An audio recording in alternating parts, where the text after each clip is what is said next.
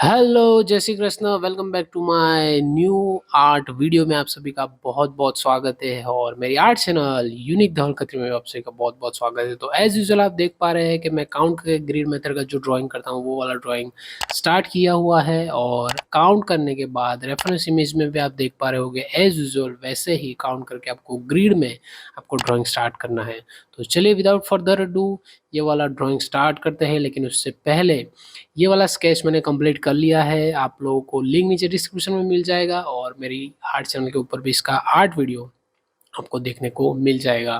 तो as usual आपको पता है कि मैंने इसको टाइम लेकर बनाया था, बहुत डिटेलिंग के साथ टाइम लेकर आराम से शैतान मूवी का जो पोस्टर है वो वाला कंप्लीट किया था।